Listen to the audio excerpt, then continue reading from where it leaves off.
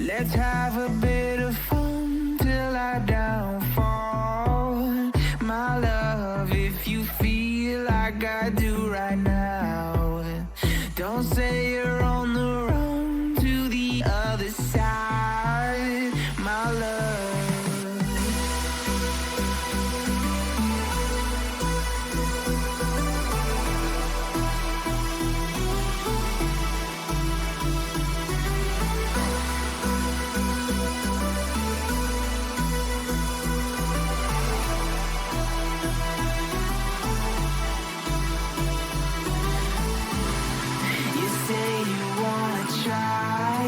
But you never do.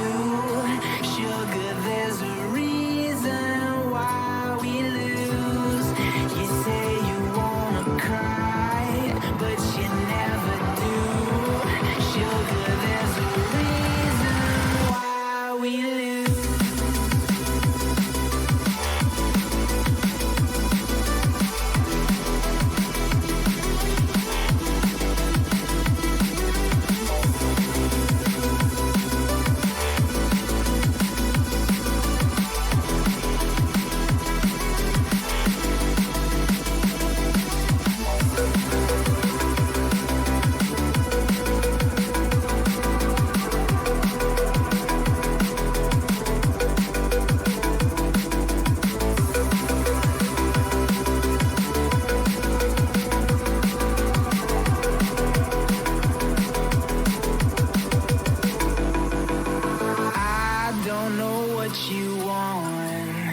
Let's have a bit of fun till I downfall. My love, if you feel like I do right now, don't say you're on the run to the other side, my love.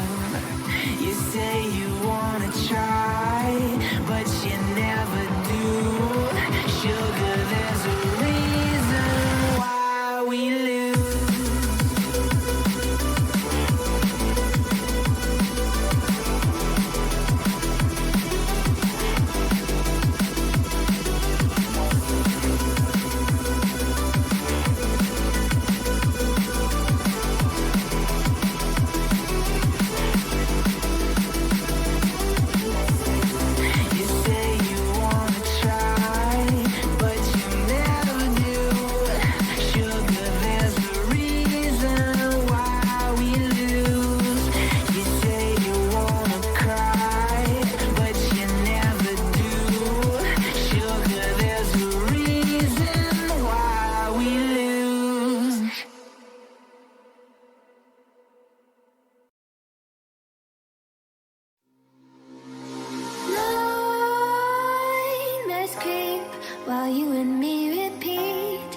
bittersweet heat is suffocating. I'm waiting and always hesitating. Kryptonite desires set my heart afire. Heart on fire. Set my heart afire.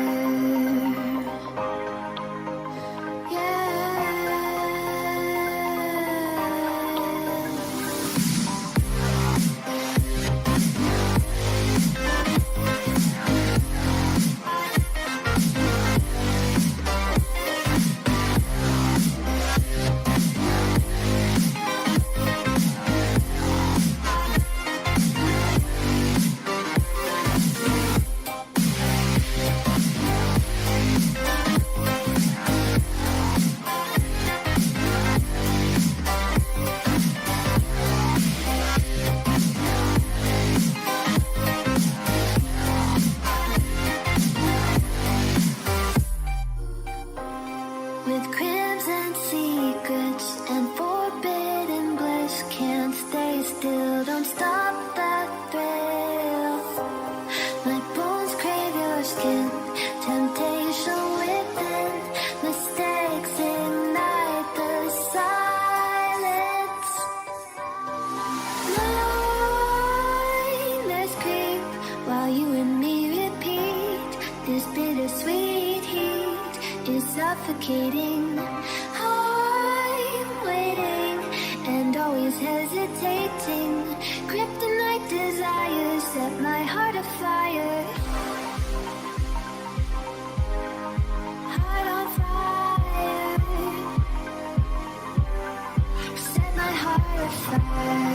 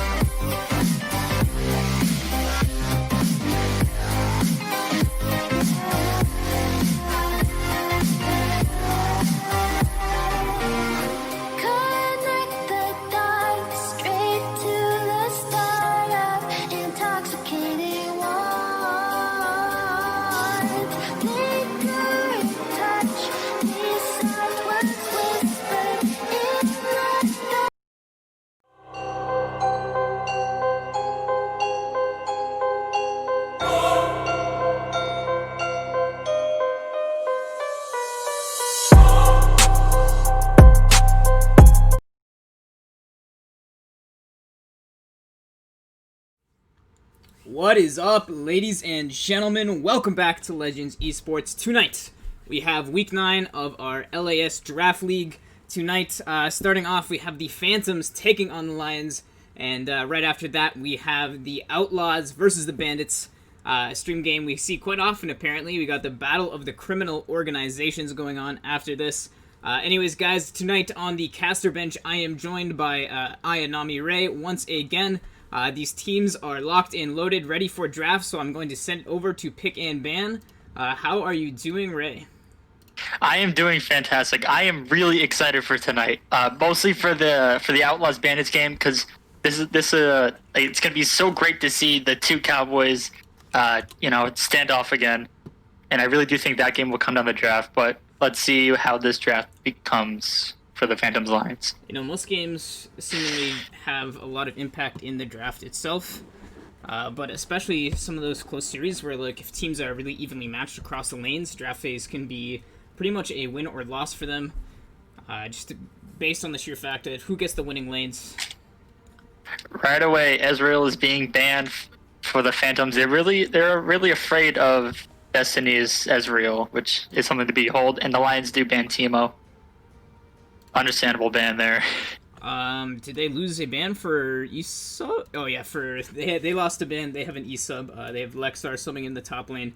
They're not respecting Rift Buckler's. He's not a Teemo one trick or anything like that. And Vigar is banned on the side of the Phantoms. Last week we did see AP mid player abuse the outplay machine there, as Lions do ban Sejuani from Lendl. Yeah, I'm happy to see the Vigar bans. If you let AP mid player get that, he's not only going to pop off, his team is going to win. The way he uses Cage is very impressive. It's something I can't even do constantly. Being able to capitalize to its fullest is not an easy task. Yeah. So we do see the Phantoms ban Renekton, and looks like they are going to pick up the Caitlyn first. Very good for them, because Lexar has been practicing on Renekton, and Renekton in general is just very hard to go against. And the Lions did ban Morgana, so they're looking to just get rid of that right away. Yeah, the Caitlyn Morgana lane is disgusting. Yeah, and I think for the first time this season, Medrill's Yuumi got through, and they pick up Jhin for Destiny. Yeah, the Lions, they got some scaling on their hands. They're going to keep that Jhin safe, keep him healthy. Jhin is going to be zooming this game with the Yuumi. Let's see how the Phantoms try and respond, see what kind of lockdown they have at their disposal to shut Destiny and Medrill on that bot lane. If there's if they do bring out Pantheon support this game, then I think that'll be a very good lane for them to be in, especially against a Jhin. It looks like they're going to bring out Swain. Ooh, I do like the Swain support. Dodging E is so ridiculously hard sometimes, as well as the good amount of damage and vision utility that he does bring out as a champion. And Cho'Gath is picked up. I honestly hate playing against Cho'Gath. I don't know what you're supposed to do. I don't either. It's horrible. Just half health R. One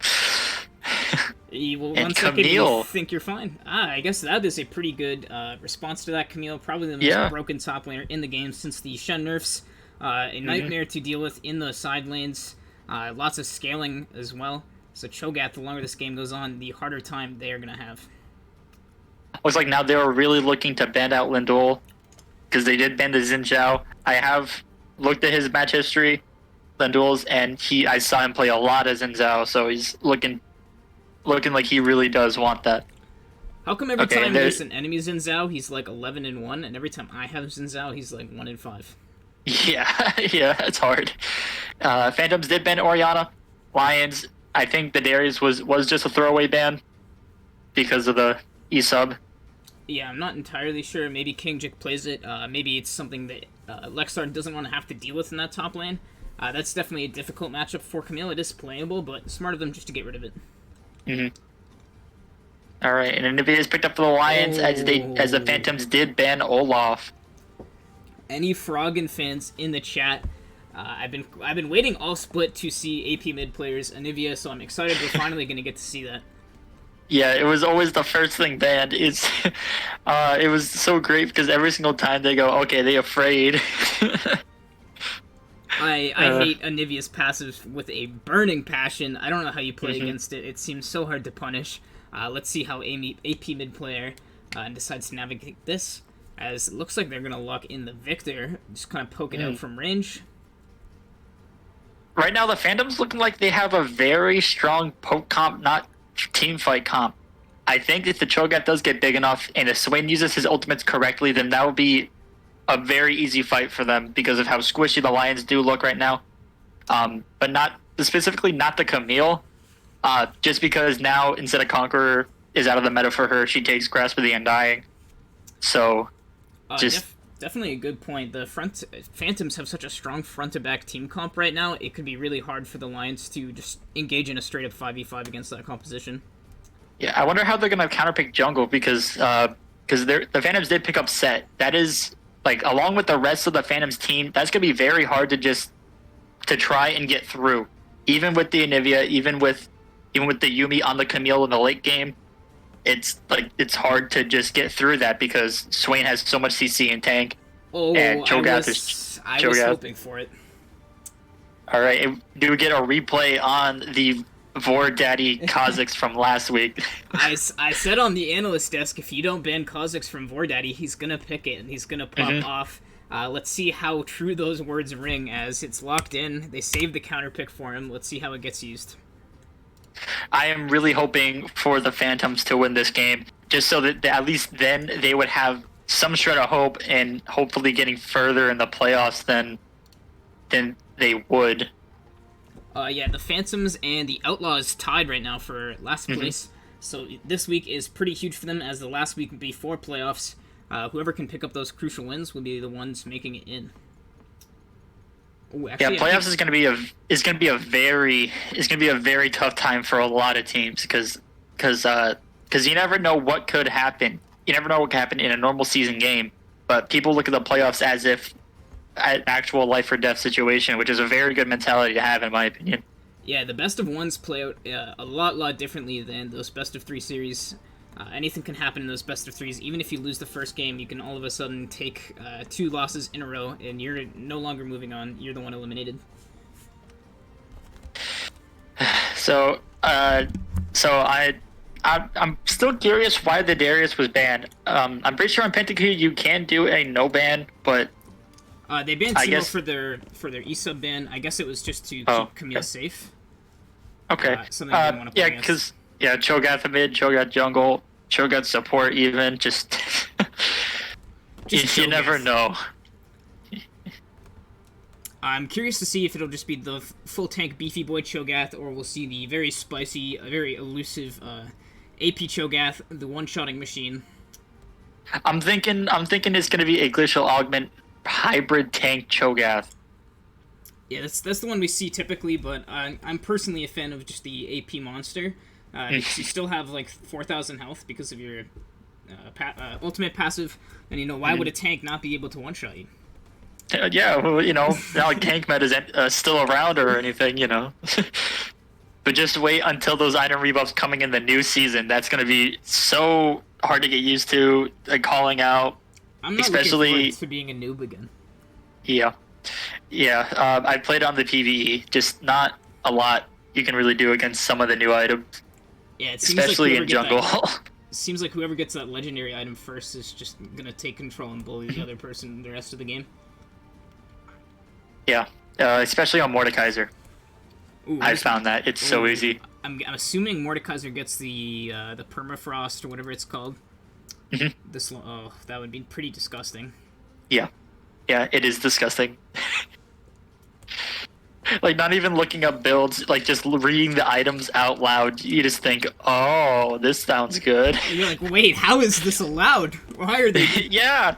Like a lot of the items are gonna get nerfed. It's gonna be heartbreaking, but at the same time, it's gonna be a big sigh of relief.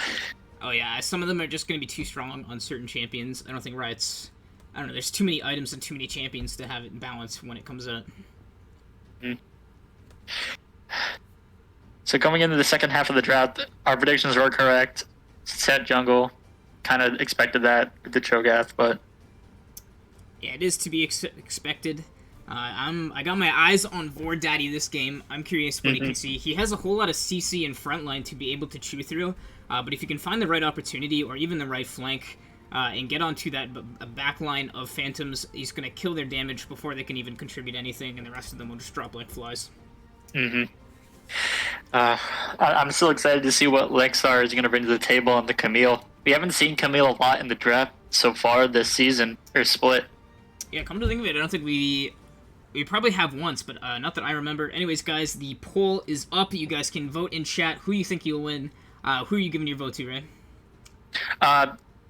Because most of my friends are on the Lions, part of me wants to vote for them, but I also do really want to vote for the underdogs, the Phantoms, because I haven't seen them go against, I haven't seen their reworked team roster go against the Lions at all yet. So I know what you mean about being Tor. I definitely like the Phantoms comp more, but I think I trust the Lions more to be able to execute their comp, so I'm going to give my vote to the Lions. Kind of upset we didn't see any more ulti clash with the side of the Lions. I feel like Jarvan would have been a very good pick, combined with the Anivia and the Camille and the Jhin and the Yuumi. Oh, totally. But yeah. I think of Vordaddy, he wants the spicy damage pick for himself. They save counter pick for him. They wanted to make sure that he could pick when he wanted to. And with some of his other champions banned away, I definitely like the Kha'Zix picks, though. I do as well, considering last week he did just destroy. It was pretty terrifying. Yeah, once Kazakh gets ahead, it's hard to slow him down. Same thing with a lot of champions that we do see on the board right now, like Victor, Kate, Swain, Camille, and Nivea. It's nothing like being Mordekaiser and ulting a Kazakh. So, I need to kill this guy, and then you're like, wait, hold a second, I'm isolated. Oh man. Man, I can't wait to see what first item is on Jin. Can't wait for Sheep to see if it's a IE or a Stormrazor, because he has some very strong opinions on those items for Jin. Sheep is busy coaching the Spartans tonight, but if Destiny builds a Stormrazor first, without a doubt, he will be joining the caster call unannounced and just be going off on a tangent for minutes, if not hours.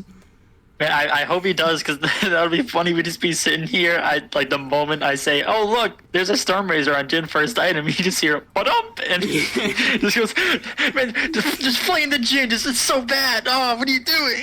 An angry Sheep has entered the Discord call. Destiny, if you can hear this, please, for our sake, not even for your own sake, I've heard this rant too many times, don't buy Stormrazor first. I've heard on stream so many times too. Please don't. Please don't. I don't care how ahead you are. Just build IE. It's literally against Sheep's religion to buy a Stormrazor first item. Yeah, I feel like he would actually commit sacrilege if someone were to do that in his presence. One time I asked him, he's like just to show how much better you are, you should build Stormrazor first on Jin. And he's like, no, I'm literally incapable of doing that. I could never bring myself to do that. I will never. Can't never. So right now for the votes on who will win, it is split 2 votes to 2. There's still 3 minutes, or 2-minute 45, something like that left, right? It's 5 minutes? It's right as spectator delay, so 40 more seconds. Okay. And the Lions pulling ahead right at the last second. The very last second. People going with the trusted team here. Yeah, the team to sweep the playoffs, actually. I've heard some of the other teams, like from people from the Guardians, even the Fly on the Bandits, say that he thinks that Lions will just take the playoffs. It's certainly possible. They've been pretty much unbeatable ever since they changed the roster around a little bit. Anyways, ever guys, since I left. Don't do that to yourself. Anyways, we are going to load in the game. We take a short little break as we load in. We will be back very shortly.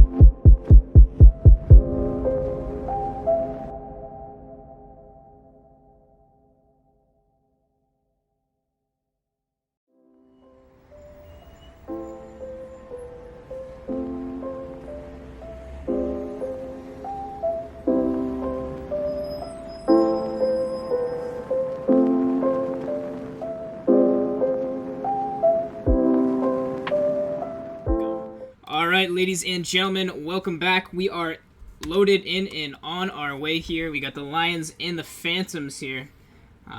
Lions on the red side, Phantoms on the blue side. And I'm really excited. I can't wait to see how the 4 TPs in the game are used to each team's advantage. I feel like there's going to be some very spicy dragon fights coming in. And immediately, it's the Lions walking into the enemy jungle without fear, going with their teammates to get the vision. Meanwhile, bot lane, they're walking to the... Oh my... The Lions are just not afraid whatsoever. They want that vision early. They don't care who's stacking where. Yeah, I'm surprised about how aggressive they're playing this early, considering Set does win level 1 against the Kazakhs, I've found. Yeah, Set level 1 personally. is pretty disturbing. Pretty hard to beat that. Yeah, but he did have the Anivia back up there, so... Yeah, they were goon squatting. Ayanami Ray and I were discussing Vordaddy taking the Dark Harvest on Kazakhs, so clearly very confident on his 1v9 potential on the champion, going with the 1v9 Keystone. Definitely a little bit of poke happened in the mid lane. Trading autos. Unfortunately, the Q did not connect. That would have been pretty big for AP mid player. That would have been, yeah. Both teams starting bot side here, so about 3 minutes. We are definitely going to be in for some action on the top side of the map. So both teams just looking to leash, hang low, give to lane on time, as AP mid player is going to land the stun, give him an auto or two. There's a third one, going to get the electrocute for a nice chunk of damage. Looking at the itemization, both junglers did start solar lenses. And meanwhile, Lexar is just beating on King, already at half HP, using that shield, using the W slow and the grasp autos there for a really nice trade. And once again, just slowing him down, getting the grasp proc, and then immediately backing off to dodge the Q. Things are already looking not so great for King in that top lane. Yeah, I'm sad that there was no glacial augment taken on the Cho'Gath. I feel like that would have made his laning like a lot easier. Oh, definitely, as now level 2 Lexar going in, but meanwhile mid lane Red Yuki is almost dead already. AP mid player. Usually Anivia needs level 6 to be have the lane presence, but already taking Yuki to 1 HP. So we did see Vordaddy just slay his red buff. Looks like he's gonna walk into the river, try and claim some vision. Oh, and another stun gonna land, gonna get the empowered E and an auto, barely escaping Red Yuki there with a sliver of HP. Meanwhile, Vordaddy is in the enemy jungle without a fear, looking for Lendal. I believe they are about to run into each other. He knows his mid laner has no way of helping him. And he's gonna smite that wolf away for himself and just run on out of there.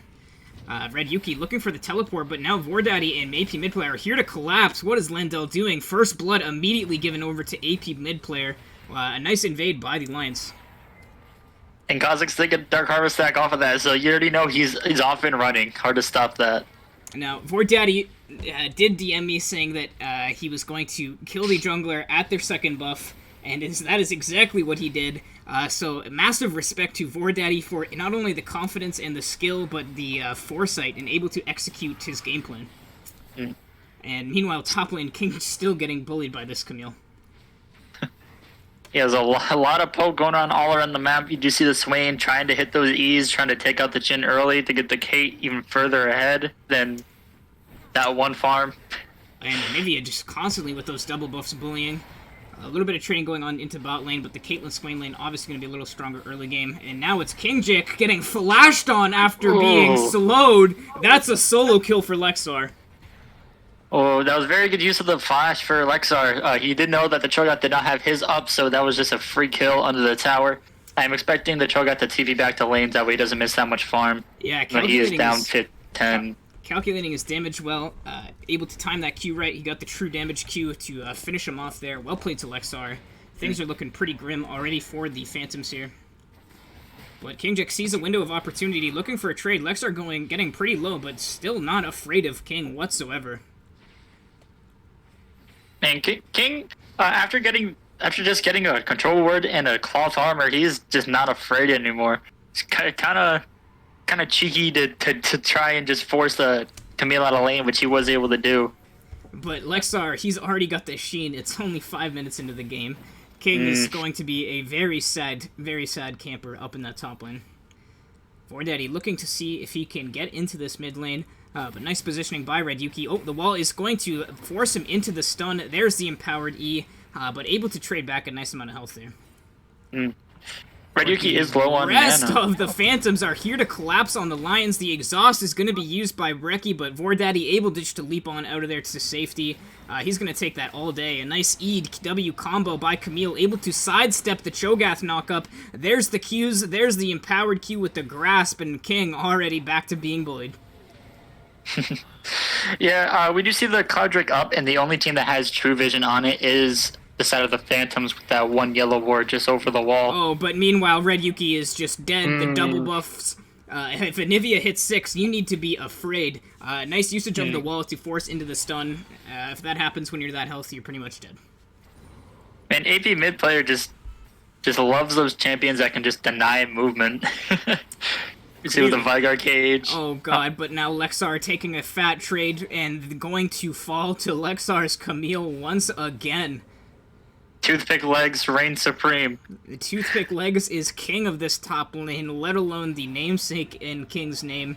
Gonna crash this wave without teleport here, gonna get himself some plating, deny the wave. Things are getting even worse for him. Lendol's top side as Vordaddy did get some vision onto the dragon. Drops the control ward as Brecci does clear out a red ward and places a deep yellow.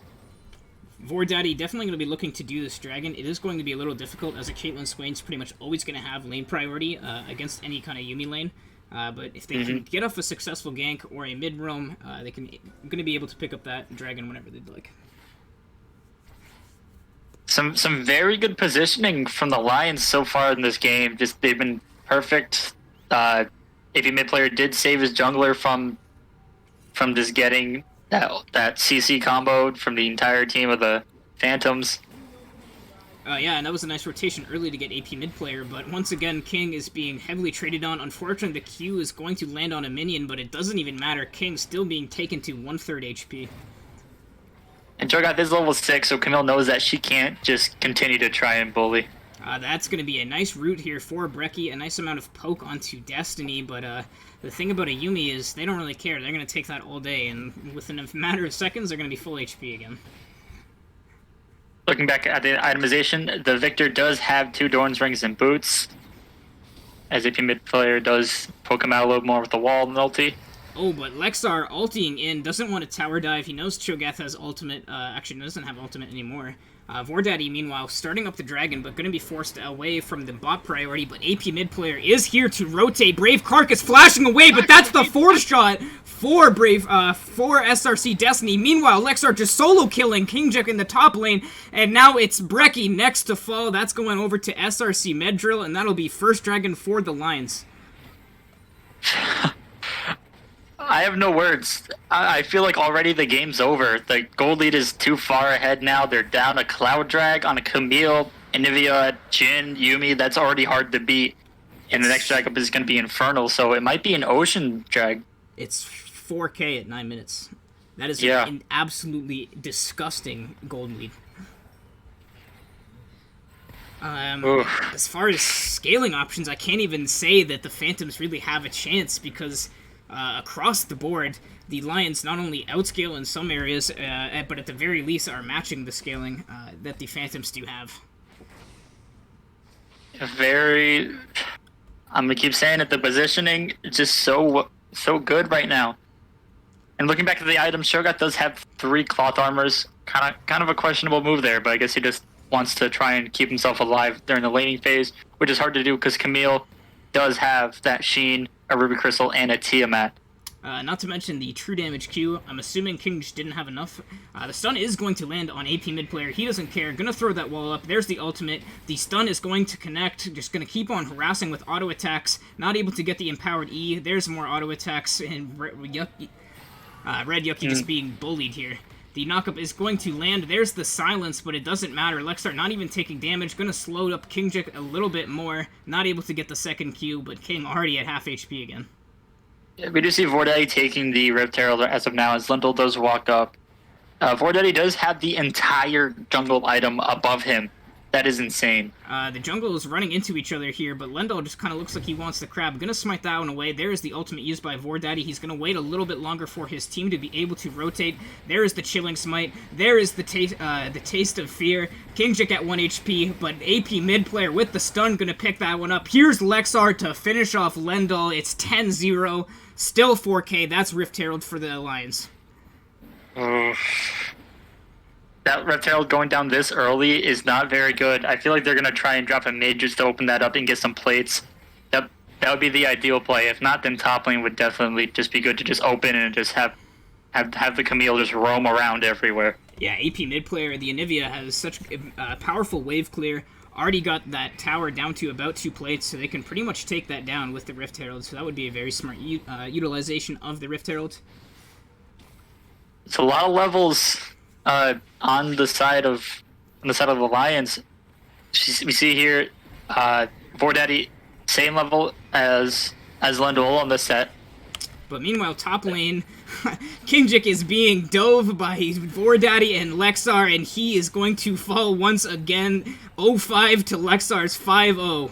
The Yumi root is going to land. There is the 4th shot for Destiny. Brecky is going to use the Visions...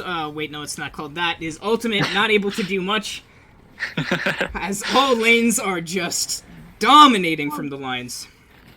Man, going back to the whole levels thing, Yuki is a level down from AP mid player, but that's looking like it's just gonna go up right away. Oh, and King is gonna teleport, and it looks like he's just gonna teleport to his death as Lexar immediately just back to bullying him here. Half HP, able to sidestep that, but he needs to wait for his cooldowns before committing to another engagement. Brave Carcass starting to walk over to protect his top laner. Yeah, he's gonna turn right back around. Looks like he's gonna head mid, or just walk through the jungle, try and reclaim some vision and help his support down the bot lane. Lendl is trying to do his camps, but that's just not allowed when you're against Vordaddy and the rest of the Lions. Gonna use that W shield to get himself to safety, barely escaping there. As yeah, he did get Vordaddy's ultimate out of him there to try and stop any chase, but. And alright, it took 12 minutes for the Phantoms to not allowed to be in their own jungle. Very insane, considering they only lost one tower. Stun. There's the empowered Yuki almost going down once again. These solo laners are just dominant. Meanwhile, Lendl gonna ult Destiny into the tower. Not quite in range. Gonna use the heal. Gonna use the flash. But there's just too many ultimates. Too much damage. Medril knows he can't save him. Finally, the Phantom's able to respond with something. Yumi right away just said, "Send me a postcard, Jin. I'll talk to you later, buddy." Just got out of there. Pick me up at Fountain. I'll see you soon. And there's a very long respawn timer for the Jin. Oh, there's a Storm Razor first. No, please. Oh God, no. Oh God, someone call sheep. Someone call sheep. No! The Storm Razor police. Oh, but here is the Hextech ultimatum being used onto Kingjik, already being taken down pretty low. There's the true damage Q. He's orb walking very nicely. There's the stun, and that is a 6-0 Lexar. It's just top lane kingdom for the Lions. Man, Trinity Force on Camille. Such a good item. It's 13 minutes, and he has Triforce and Tiamat. It is 13 minutes. Man, I'm still surprised that this second drag hasn't been picked up by the Lions already. They played this game perfectly. And King, he's got his head in his hands here, asking why Bramblevest Ninja Tabbies doesn't counter Camille. I mean, when Camille, has all that. The true damage, the sheen. And he's just going to continue on pushing the tower without a care in his world. He's just going to Eon out of there. Brecky going to use the Demonic Ascension flashing forward, but Lexar, he's just going to walk that one out. He does get the slow. The rest of the Phantoms are chasing, but the Lions are here to rotate. Lexar does not care whatsoever. He's got 4 levels on that support.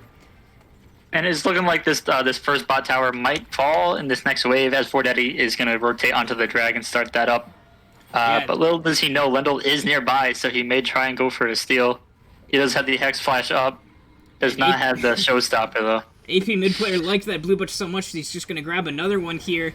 And that will be the Dragon secured. It's Red Yuki stunned. Where did he go? Vordaddy has slain Red Yuki. He is 2-0-3, a dominant pick on a dominant player so far.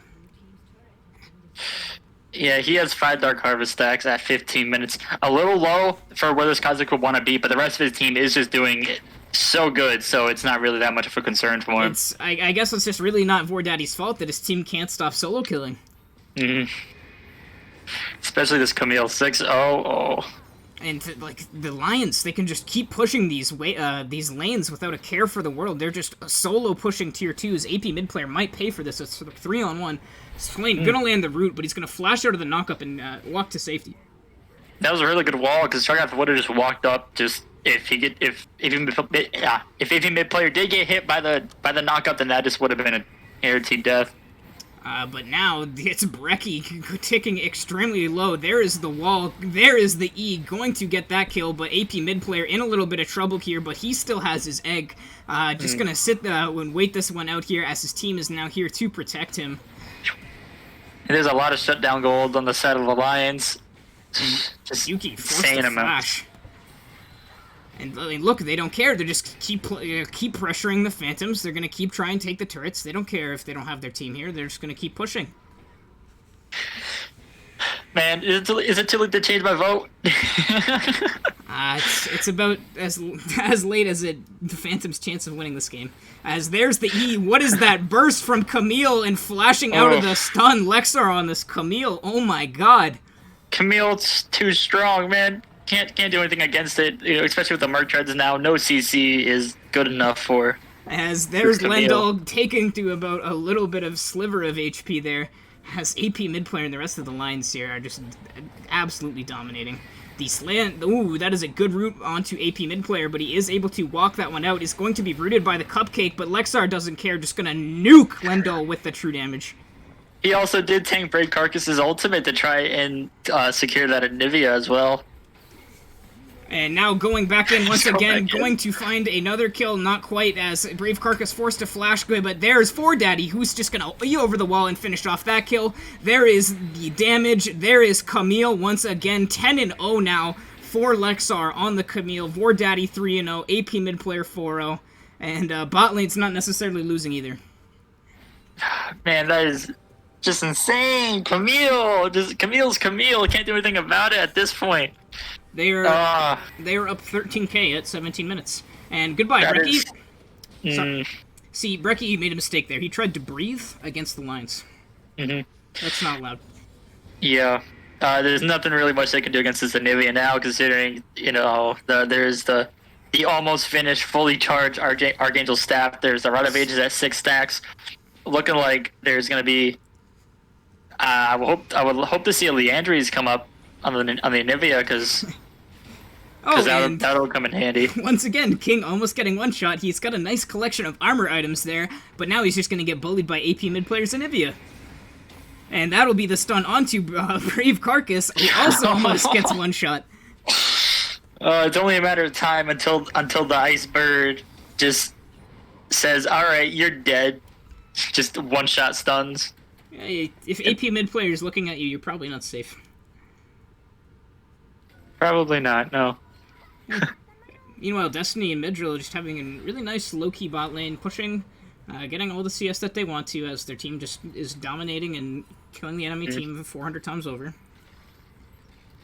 Yeah, we do see, it looks like Destiny is building towards the IE now, has the pickaxe, and now the BF sword, so hopefully Sheep isn't that upset if he's watching. No, I'm sure it's too late. I'm sure Sheep is already in Destiny's DMs. They can't stop building Stormwizard. Oh, and AP mid player just gonna walk into two of the Phantoms, doesn't really care. Gonna bring Kingjik to about 1 HP, the wall, and ultimate still, and there goes Kingjik. AP mid player just gonna pop him. Still a 1v3 for him, but he's just more than content taking this apparently. Medrill gonna hop onto Destiny. There's the ultimate to root him, and Swain is now walled and rooted into the Anivia ultimate. A well-timed stun. There goes Brecky. Meanwhile, top lane, Yuki tried to breathe against Vordaddy and Lexar, so that's going to be punished by death. I think that's just game at this point. Yuki's cooldown timer is 30 seconds as of now, so it's not really going to make a difference if he gets up, considering there is a Shelly going in for the charge onto the tower. the first inhib tower, as They 4Daddy did it. almost That's dies, and he gets down. It's winnable for the 4Daddy shutdown. It's winnable. 400 gold onto the, was that Cho'Gath? Yes, it was the Cho'Gath. As Brave Carcass, goodbye. Goodbye. I was trying to cast the as if it's happening, but he just simply died too quickly. Gonna use that Seraph Shield to keep himself alive, but now it's King Jack stuck into the Frost Storm. There's a nice wall by KP mid player, and there's another, and everyone just has to flash away. Flash does nothing though when you're against the Lions. That's a triple kill now for Destiny, and that'll be 2 inhibitors for them. Oh, I think right now, if you're 4Daddy, you just go to Baron, just have the Camille, just teleport there. You can just do whatever you want. You could sit down. Yeah, might as well just try, just shred it by yourself. You could go sit down for a nice dinner and come back. Yeah, the third inhibitor does go down. It's a 15, about a 15k gold lead at 20 minutes. Yeah, 21 minutes, all 3 inhibs down, almost 1 Nexus tower thanks to Shelly, and there's just no jungle at this point. Yeah, Lions, they don't even care about doing their own jungle. They just want to deny the enemy team from getting any gold whatsoever, as this will be the 3rd dragon now for the Lions, who could pretty much just group as 5 and end the game whenever they like. And I was wrong. Unfortunately, it was not a Ocean Soul. If mid player just wants to harass, he has a Yuumi on, so that makes him unkillable. Some nice movement there as King Jackie is going to be rooted. That's another kill for AP mid player. It's still a 2v5 though. AP mid player going to finally use that flash, but still not necessarily afraid. Still going, almost killing Lendal once again there. As now it's here. Lexar is here, going to jump onto Brave Carcass immediately as Brecci is next to fall against AP mid player. There's a flash Hextech ultimated by Lexar. Going to dive into the fountain here. Yeah, you're not allowed to stay in your fountain. You're not allowed to protect the shopkeeper. 4Daddy going for the KDA. He wanted the kill. Oh, is it enough? Oh, barely out of range. Lendal is going to be able to escape with his life here as it's 31-3, and this is going to be games for the Lions at 22 minutes. No, that was actually, heavy BM there. Oh, never mind. They're not done. They want more kills. As Lexar, he's just going to finish off Lendal, and now he's going to turn his attention to Kingjik, who's going to not even knock him up as a nice E by Lexar there, and the minions will finish it up before Lexar's done. Then there's nothing they can do there. That was not gonna lie, that was a lot of BM there at the end for the on the Lions. Just said, yeah, that's game. Nothing you can do about it. Just run to the tower, waste the egg, or fountain rather. I don't think I've ever seen a team win that hard on stream before. I don't either. That was... Oh my... Anivia did 31,000 damage in 22 minutes. Oh... How is that even possible? How is this allowed? I feel like if AP mid player did bring the Dark Harvest onto the Anivia, then that just would have been one-shot city. It really would have been. AP mid player and Lexar together easily doing more than all of the Phantoms combined in 22 minutes. Maybe even AP mid player alone. That was just pretty disgusting from the Lions. Man, that was a show. They're definitely showing why they're one of the top 3 teams in the LAS draft. The Lions. If you're breathing against the Lions, you may want to reconsider that because from what I just saw, you're actually not allowed to be in the base. You're not allowed to be in fountain. You're not allowed to breathe. The Lions will punish you for that, even if it's not possible. They're just gonna do it. I have no words. That was a downright perfect performance from everybody on the Lions. It really is hard to break down what just happened. The Lions what they just did. I don't know if we're allowed to show this. I think this would better suit a specific adult website, but. Oh my goodness. Anyways, you guys. never know. People have their own interests. So. Yeah, you're in the dark parts of the internet if you're watching VODs, this VOD, after what the Lions just did. Anyways, guys, I don't really see a point in sending it back to myself on the analyst desk. There's not much to analyze other than what just happened. Well played to the Lions. Anyways, I will throw up your player of the game vote. It could really go to anyone, but be sure to vote on that. Anyways, we will be right back with game number 2 very shortly.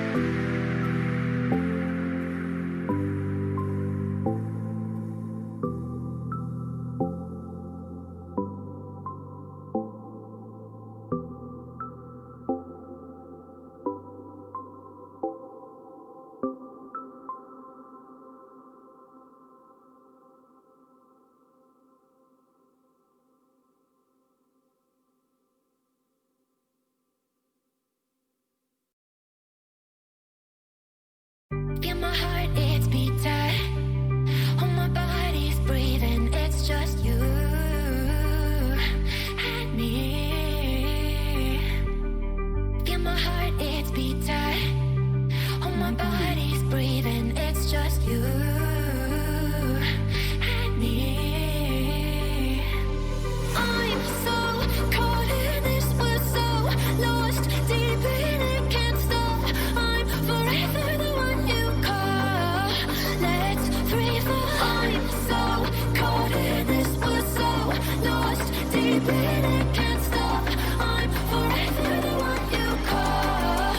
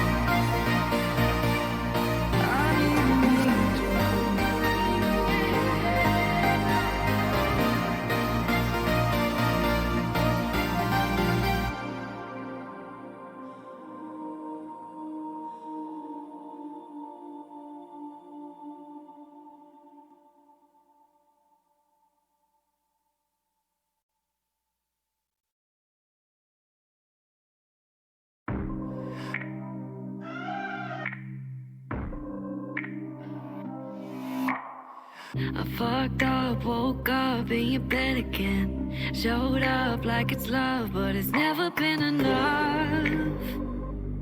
Playing house like you're grown up. Let go, picked it up, but I shouldn't have. Blue eyes had me blind when I met you downtown. Then you had me on the bathroom ground. You got me whiskey, you said you miss me. Oh, so much whiskey, I'll let you kiss me. But you promised everything would be alright.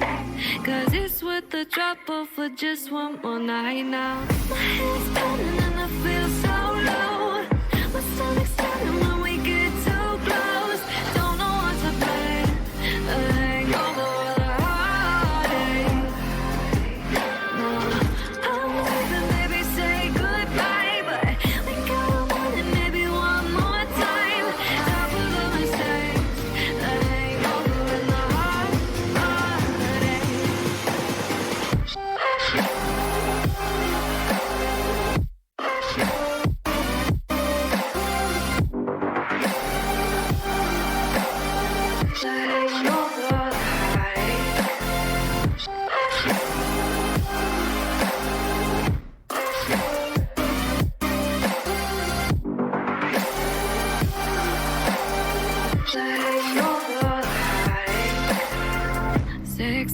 I was good, never answer you. You're what I need when I'm weak, but I'm trying to be strong. But baby, it's just been so long. You got me whiskey, you said you miss me. Oh, so much whiskey, I'll let you kiss me. But you promised everything would be alright. Cause it's worth the trouble for just one more night now. My head's turning and I feel so low. My stomach's turning when we get too close. Don't know what to play, the hangover or the heartache. No, I'm leaving, baby, say goodbye. But we got a minute, maybe one more time. Top of the mistakes, the hangover and the heartache.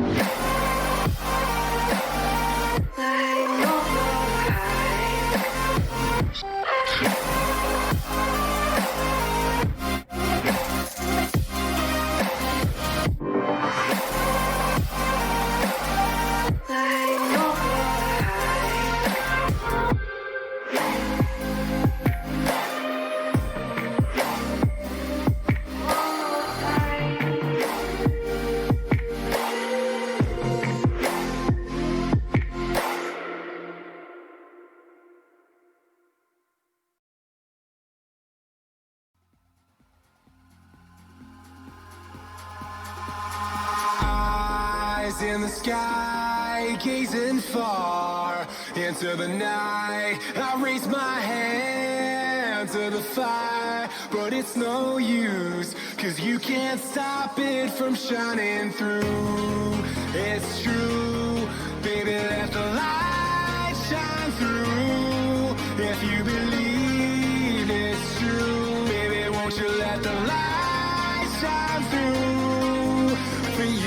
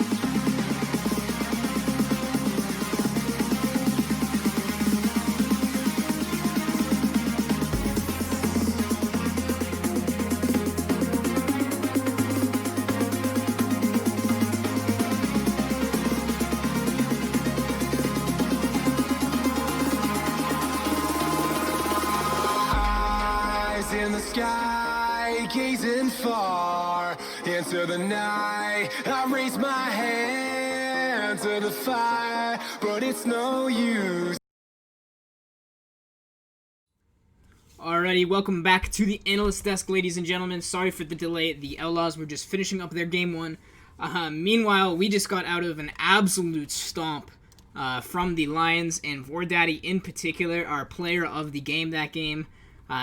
Jungle Kingdom. He was living in Lendl's jungle. Just immediately claimed that as his own from pretty much minute 7. The Phantoms were no longer allowed to enter their own jungle, as that was Vordaddy's domain. Vordaddy guaranteed that he would be killing the enemy jungler at his second buff, and that he did with a little bit of help from AP mid player. So well played for him, to him and the rest of the Lions. He had the foresight, he had the execution to execute his game plan. It was hard to actually give an MVP, as all lanes just performed so well. So congratulations, Lions, on your player of the game. Anyways, we have the Battle of the Criminal Organizations up next here, and we are just about ready for draft, so I will send it back to pick and ban, where Ray is waiting for us for that.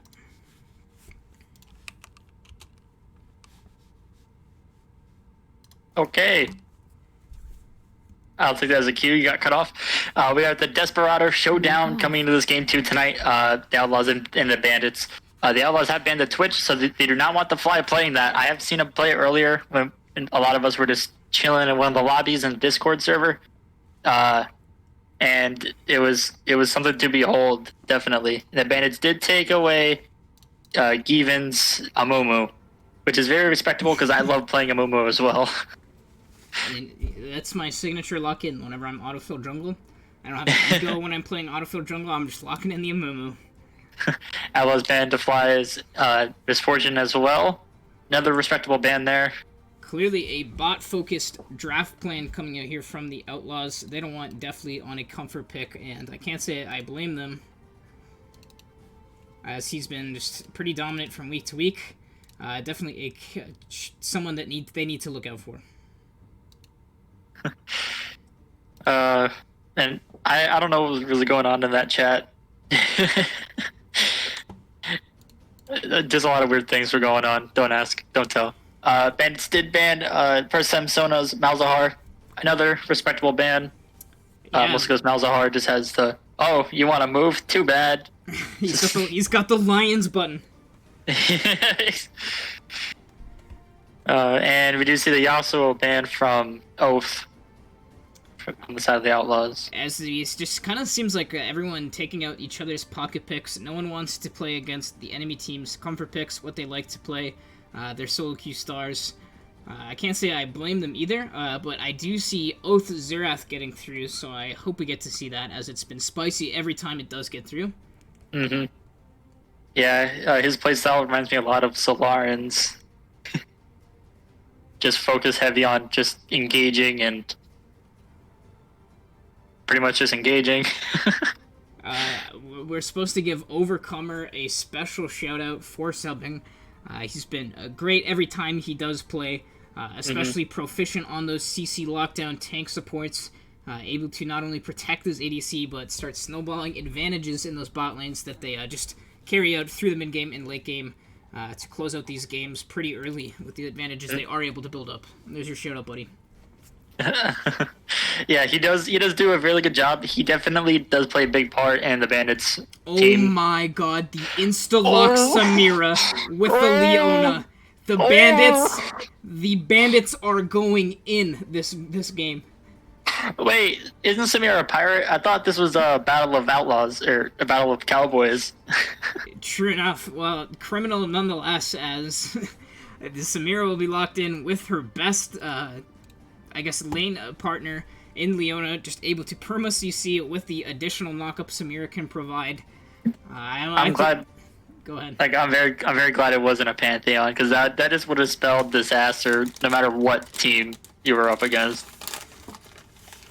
I'm a little bit worried here for the Outlaws, but a very smart response in the Morgana. Try and use that Black Shield to keep Wheelbarrow safe.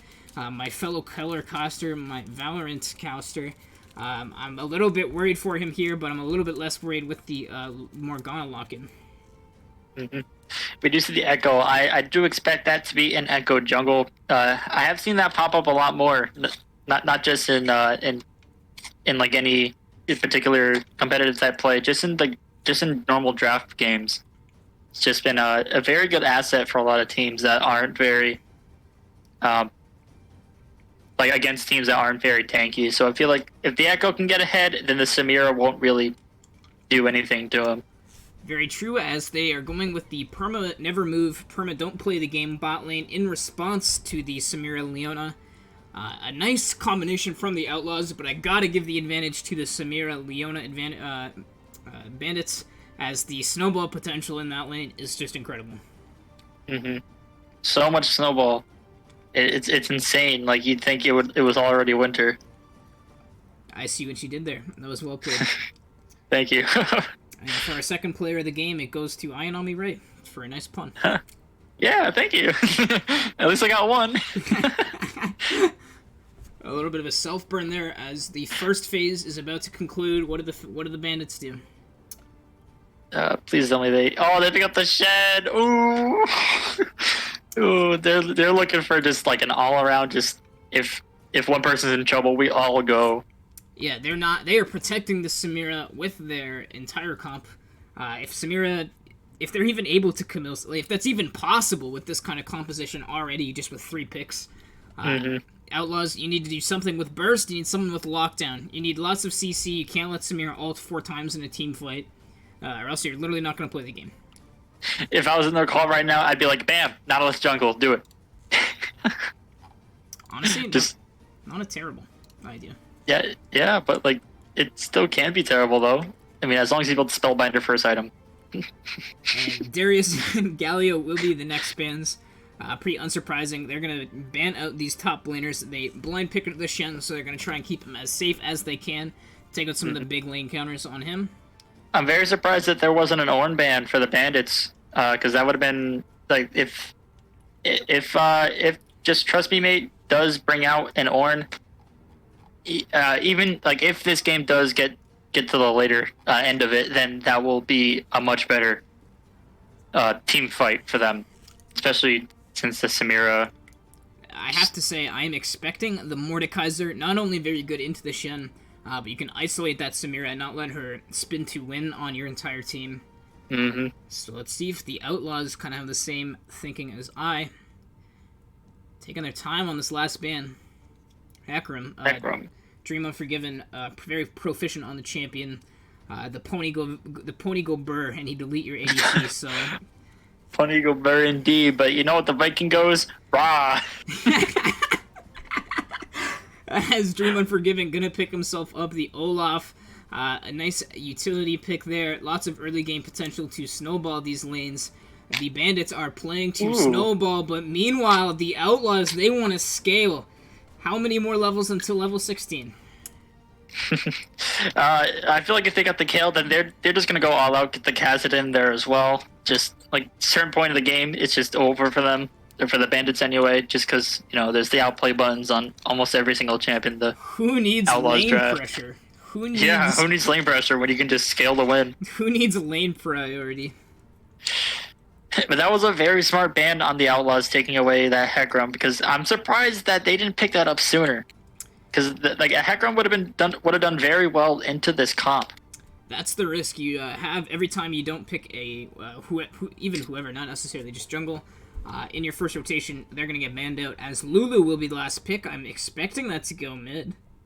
I'm expecting the Morgana to go mid. I was just gonna ask where you think that Lulu's gonna go, because I feel like Lulu Ashe would do better than. Just slightly better, just in a general lane sense, not specifically against Samira Leona. I think you send Morgana bot lane for the Black Shield to keep your ADC safe, and then you send Lulu either mid or top, because she is pretty good in those solo lanes. As a kill mid against the Diana, that would actually be a pretty alright matchup. It's just as long as you don't let the Diana just get on top of you, then it's still good. The teamfight composition coming out from Bandits is absolutely terrifying here.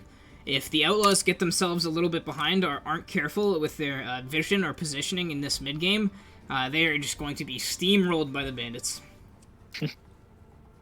How much would you be willing to bet that the Diana is actually Diana ADC, Samira goes mid, Leona top, Shen jungle, Olaf support? I don't know if I'd bet anything on it.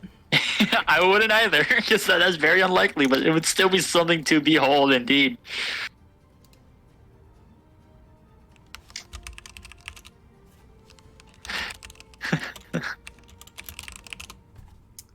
Oh, looks like he did open up the poll very early.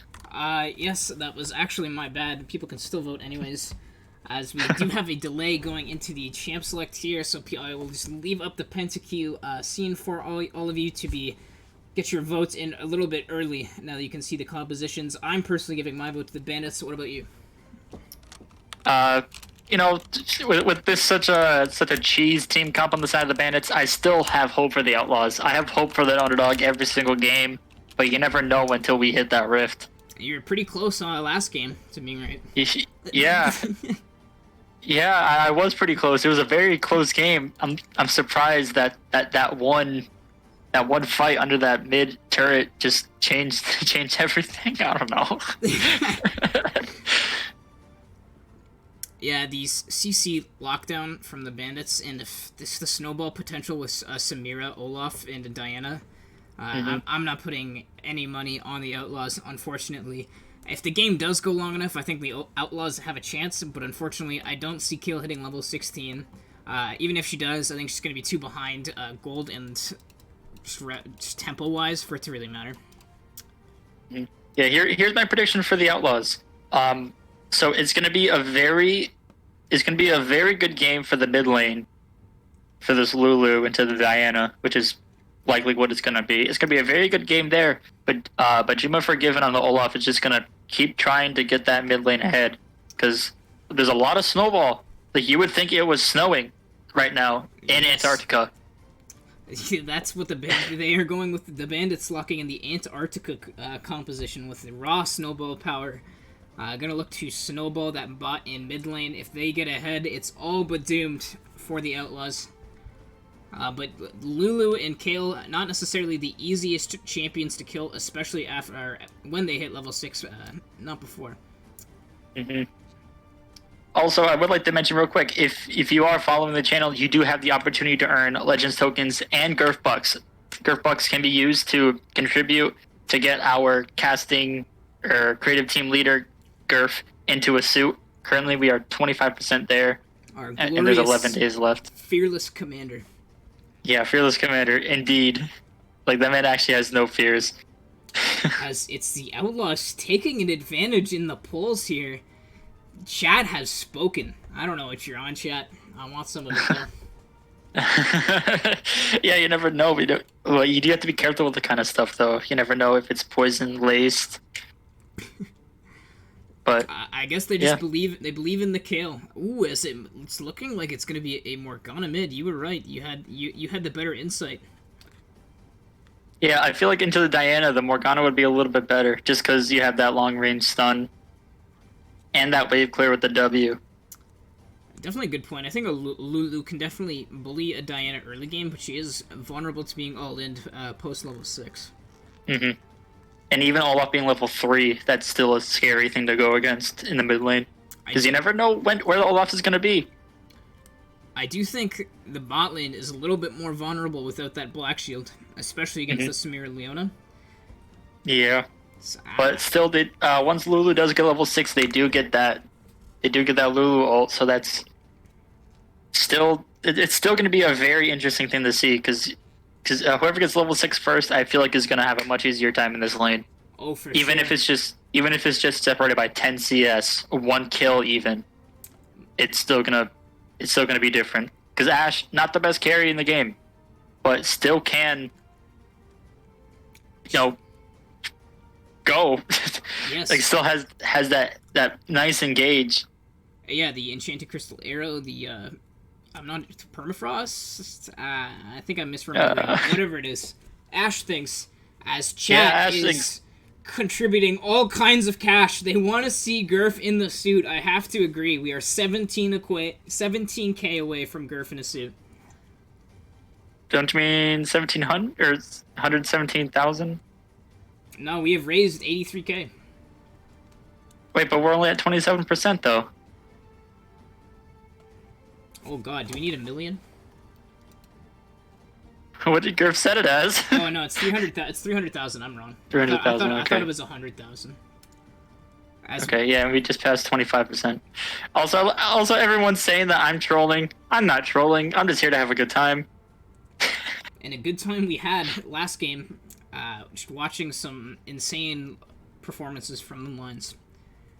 I think it's going to be a similar kind of story, a similar kind of game. I disagree with chat, as always.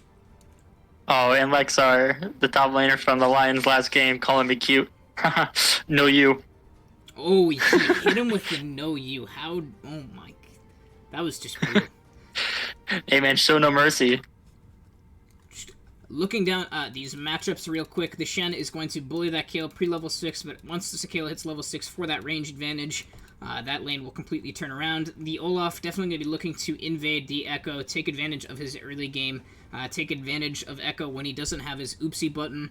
Morgana mid doesn't really have counterplay, so Oath is going to be looking to clear waves and roam, and Bandit's got that kill lane. Meanwhile, Outlaw's going with that utility-focused kind of bot lane, looking to stay alive.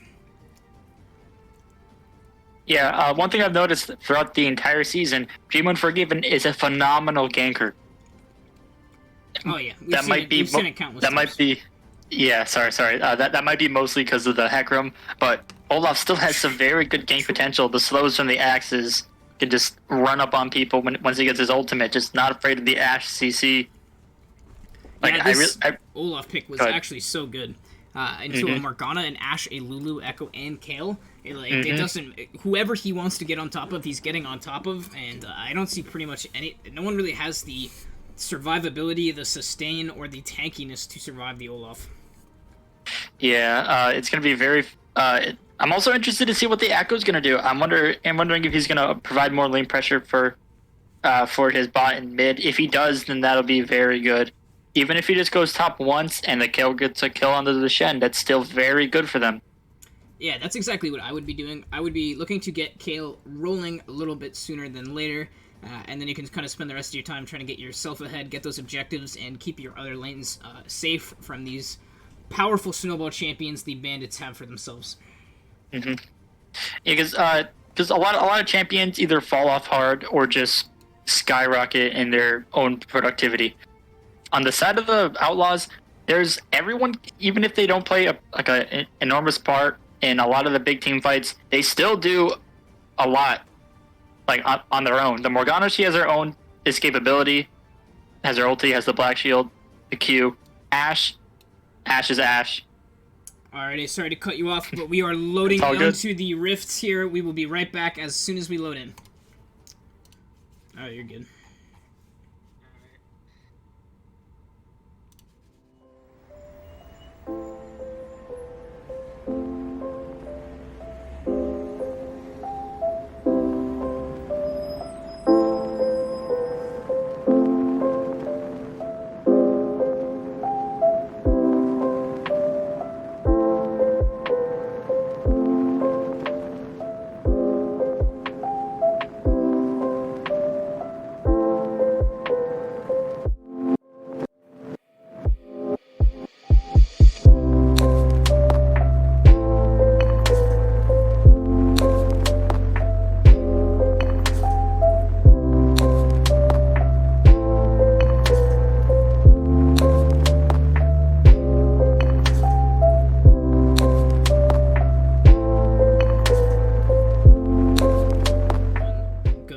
Welcome back, ladies and gentlemen. We are loaded onto the rift here. We have the Outlaws on the blue side, the Bandits on the red side here.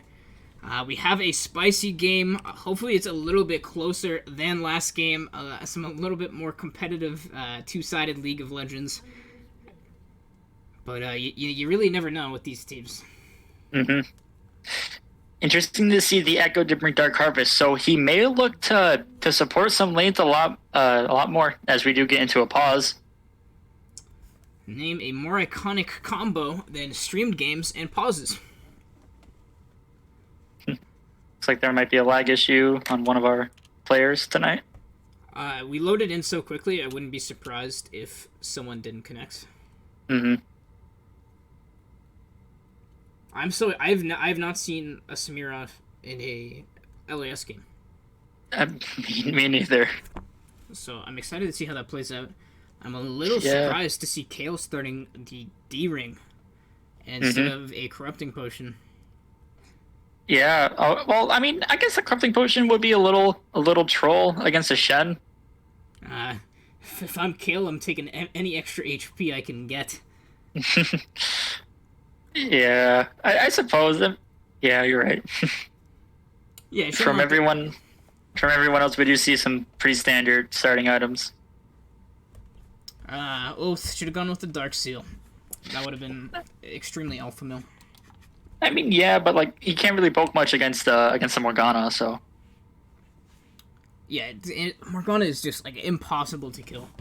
Between the wave being constantly pushed into you and the perma CC if you ever try to dive her, even if you get her low, it's I don't know how you play against it. I don't either. That's why I don't play mid lane. You know, thankfully not many people actually play it, so I don't have to deal with it all that often.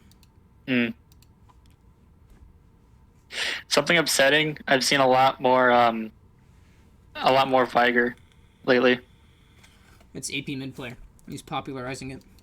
Oh no, the Smurfs. LAS's own Vigod. A red wheelbarrow opting for the cleanse. I definitely agree with that choice, especially not only against Leona but against the Samira as well. He's gonna need that. That button's gonna save him, equal, if not more, to than Flash Wheel this game. Yeah, I expect the moment I'm Trouble on the Shen hits level 6, he's gonna be everywhere around the map. Like, as soon as he was level 6, they're diving bot. Yeah, because finally the game resumes. Finally. It's okay. I've had longer pauses.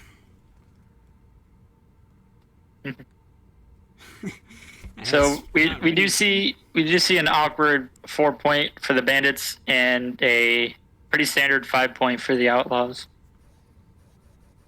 Yeah, Defly taking a little extra safe as Kale has got some nice spin maneuvers there. Spin to win. Wrong champion. Yeah, pretty standard 5 points. One side, actually both sides, not really doing the full 5 points. A little surprising. Surprising no one took advantage of that, to be honest with you. I feel like if the Outlaws did engage, then that would have been a pretty alright. I don't know, against an Olaf? But Morgana, hopefully she would have started Q. Very, very fair. If one of them got on top of one of the Outlaws, though, I would be worried for them. As both jungles start on the bot side, looking to clear up to that top side, Dream Unforgiven definitely going to want to take advantage of Shen's early lane power. But it's actually the Kale bullying the Shen and getting the early push advantage. A little surprising to see. I mean, right now, like I'm hard rooting for this Kale because Shen is a hard matchup to go against. I definitely think it's hard pre-level 6, but post-level 6, when you get a range advantage, ranged top laners are really fun to play against. They're super interactive. And I'm not salty about it at all, as Shen going to be chunked to about 2/3 HP already. Kale is not great early game because of her lack of range, but if you are able to get 5 stacks on your passive, you actually trade pretty well. Yeah.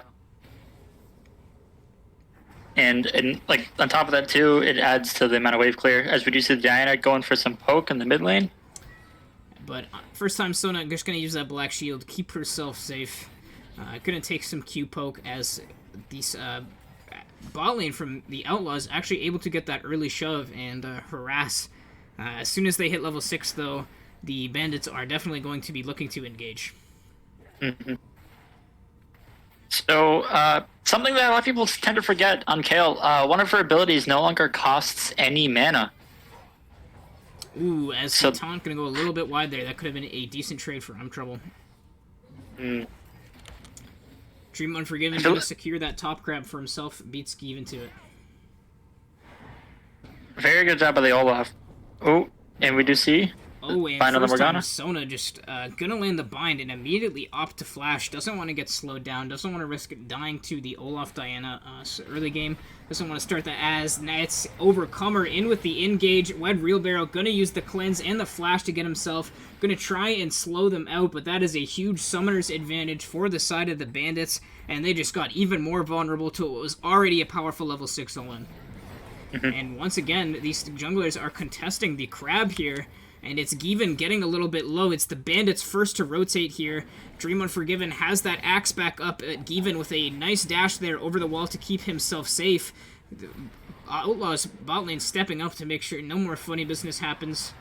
Meanwhile, mid lane, Oath gonna take a short little trade as first time Sona already out of mana.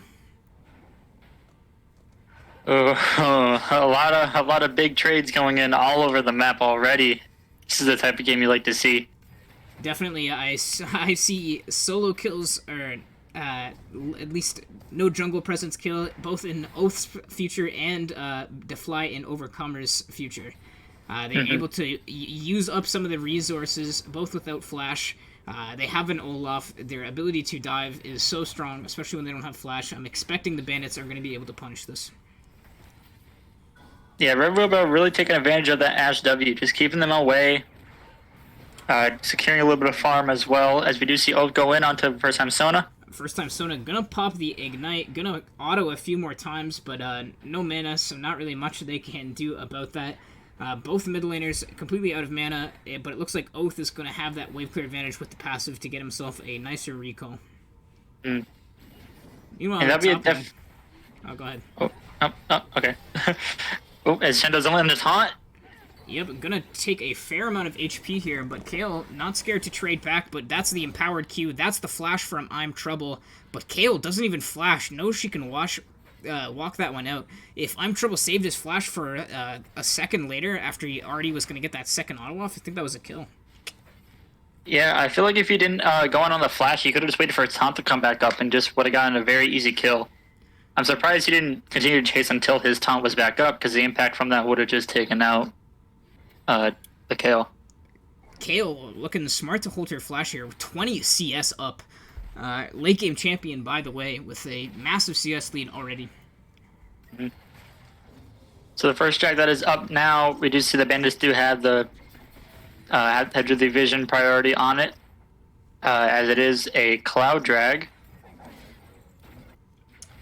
Yeah, Very good for both teams. Yeah, having a Cloud Soul on Echo is one of the most fun I've ever had in a League of Legends game. I one time in one team fight ulted 3 times this Echo.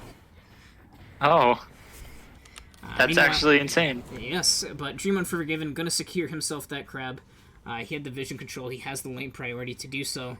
As Oath now rotating over to defend his ward. Maybe look for a bot gank now that he's hit level 6. The Fly and Overcomer level 5. Given is here though to protect his team.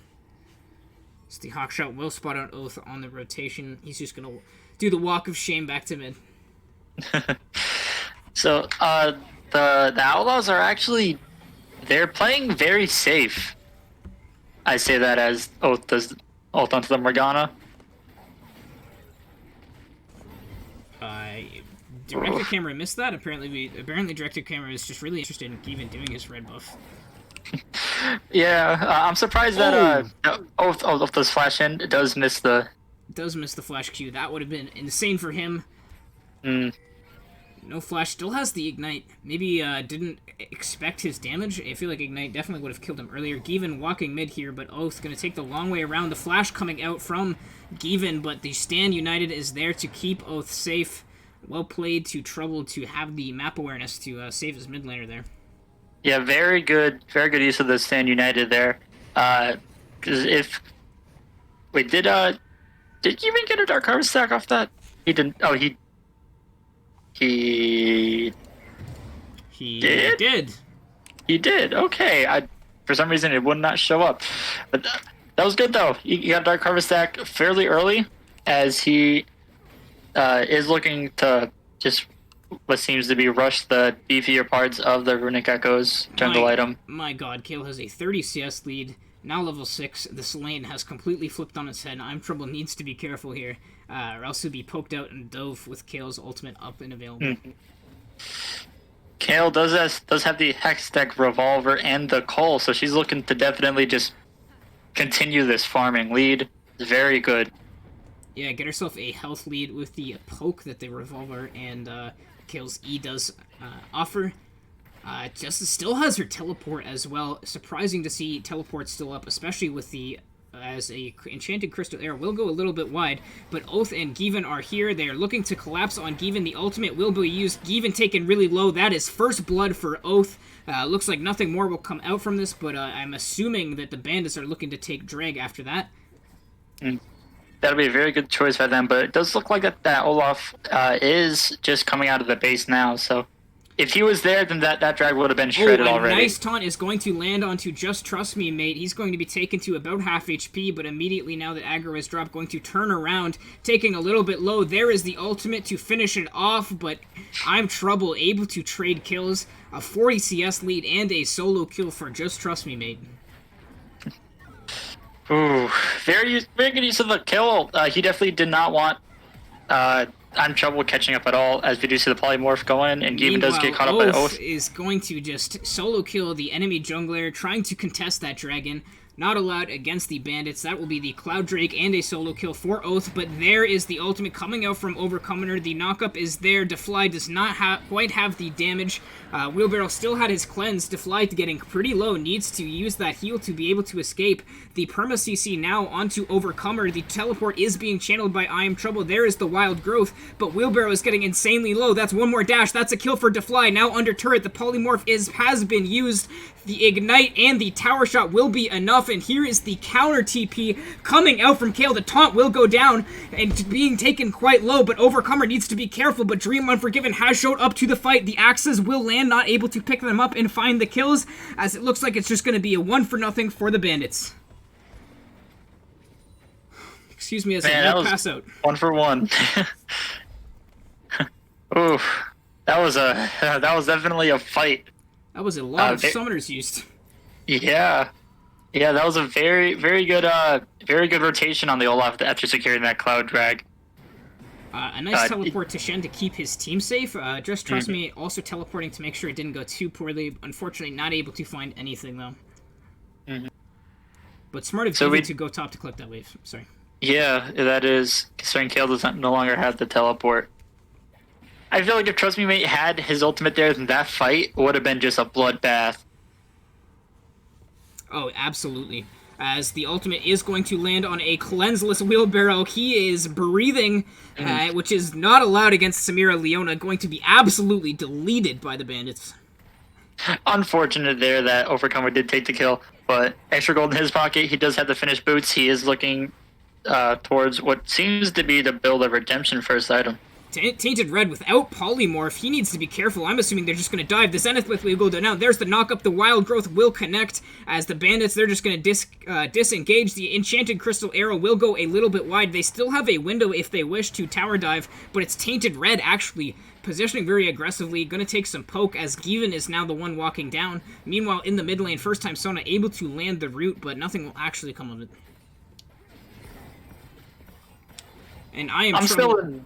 Oh, yeah, we're good. Yeah, I was gonna say I'm still in awe about the CS diff in the top lane. 70 CS, my god, 70 CS at 12 minutes. That is, you don't even usually see people get 70 CS at 12 minutes. Let alone kill versus Shen. The root is going to land onto Oath, but he is pretty safe here. Going to be spotted out by the Hawk Shot. Dream Unforgiven, meanwhile, just taking the Rift Herald. They really want Oath here. That's another root landed, but looks like nothing can actually come of it, as Given gonna try and land that stun, but Oath has the knowledge that he's there, able to keep himself safe.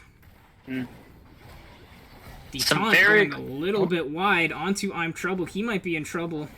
Never mind. But Given going bot lane, it's just non-stop action back and forth. Given is looking for the kill onto Defly, gonna channel, but there is the Leona ultimate, but now it's Defly dashing in. There's the ultimate, able to get one, able to dash over the wall to safety. The Ignite is ticking on Given. Is he able to walk this one out? There is the other dash for Defly. Needs to be careful, almost gets taken down by the Q. A flash axe by Dream Unforgiven will make it a 3-for-0 for the Bandits. Oh, that was... This game's starting to spiral out of control a little bit. Even though the Kale is absolutely stomping the CS in the top lane, they're still down by 3,500 gold. But Kale may not be ahead much longer, as the Stand United is going to keep Oath safe for a little bit longer. Gonna flash out of the ultimate, gonna land the taunt, and that's gonna be enough for another kill for Oath. Both Oath and Defly have 3 kills. They're snowballing on these picks. Very insane gameplay coming in, as Oath might get poked down. Yep, Dream Unforgiven looking for the kill, but it's Oath actually going back in. That's the ultimate coming out from Morgana, and it looks like Bish barely able to walk that one out. The taunt will connect onto First Time Sona, getting incredibly low. The Zenith Blade will just barely miss. Unfortunately, no one in range to finish off that kill, as the bot lane, they would use that Rift Herald on that bot turret, and they're just going to rotate top to look to take down more of the turrets. There's a lot of close plays coming. This is a bloodbath. Absolute bloodbath. If you thought last game was a bloodbath, this one is just... This one's just, like... it's still insane. I can't even describe it. Good point made in chat there. Kale, just so far ahead, has a lot of gold for this early. The game is certainly not over yet for the Bandits. But a lot of pressure on this Kale here. Gonna need to start stepping it up. Gonna need to start snowballing and carrying her team back into more of an equal standing. But 2v1 in this top lane now that the bot lane is gone here. Zenith Blade gonna go barely wide as Kale hits level 11 already. Wow. 5 more levels. I mean, Kale may be able to save this game for the...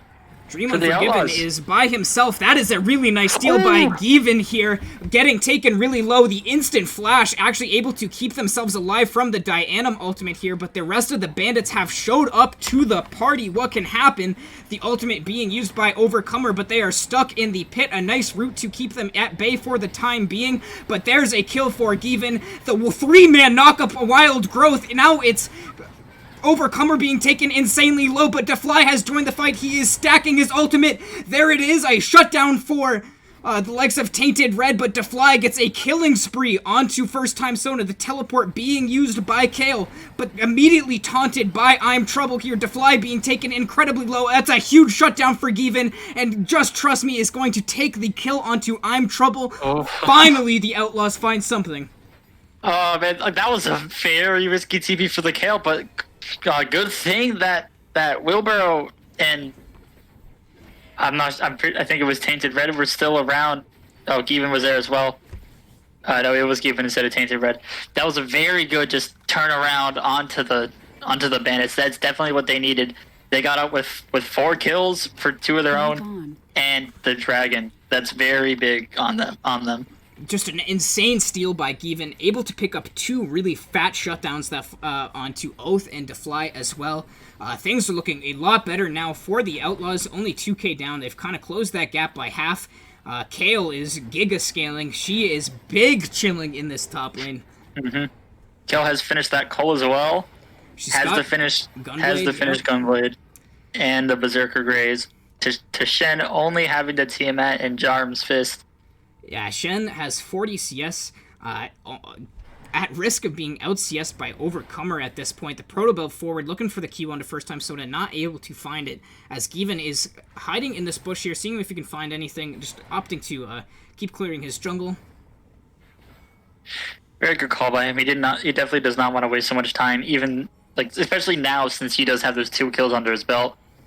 It looks like he is building Proto Belt as well. Very good item onto Echo. Definitely a power spike. We may have an engagement here as both teams looking for the river control onto this Rift Herald. Wait. Oh, I don't get a Rift Herald spawn timer? Feels bad. 45 seconds. It just doesn't show up on my little overlay. I get Baron. Oh. Both teams looking to take down this mid-tier 1, open up the rest of the map. It's so easy to track the enemy team's movements once you take down the enemy's mid-tier 1. Get that ward in the middle of the lane, and any rotations pretty much immediately spotted.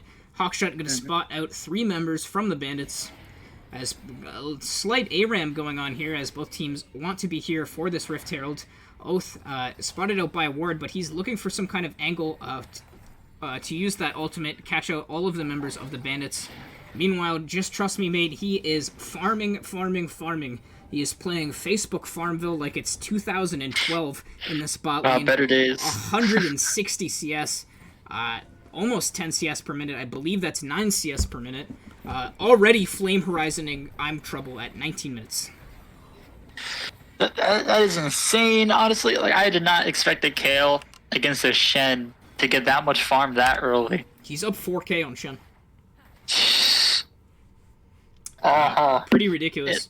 Yeah. So Olaf does have the finish Warriors, Soccer's Blade. That's the most gold in the game, but that's a really nice E forward by Given. Gonna take Oath down very low there, as the Enchanted Crystal Arrow is actually gonna connect. Ooh. Oath is just dead here, and never mind, he actually has the flash, able to walk this one up, and the Stand United will be used preemptively to make sure his mid laner is able to survive, but it's Outlaws posturing now with the one less member from the Bandits, and some summoners used, looking to capitalize and take this mid-tier 1.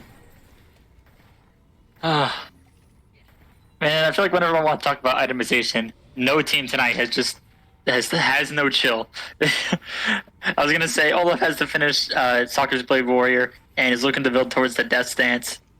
That's also another very big pop-off item. That'll definitely help in the team fights, especially against this very CC heavy team.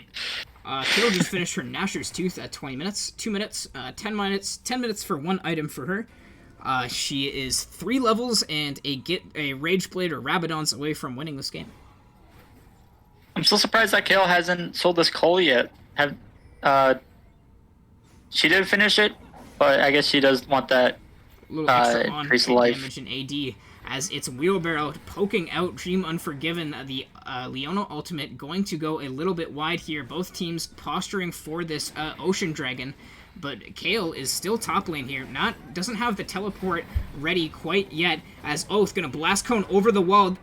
Going to be immediately polymorphed. The Enchanted Crystal Arrow will find onto Defly, as Overcomer is going to collapse with the rest of the team onto Given, who will drop almost immediately, and it's Dream Unforgiven with a nice smite, and Defly able to pick up the kill onto first time Sona here, but a flash forward by Defly. There is the ultimate used, immediately deleting a red Wheelbarrow. The polymorph is going to save Tainted Red for the time being. There is the Wild Growth, there is the shield. Can Overcomer find the solo kill? Support 1v1 of the century here.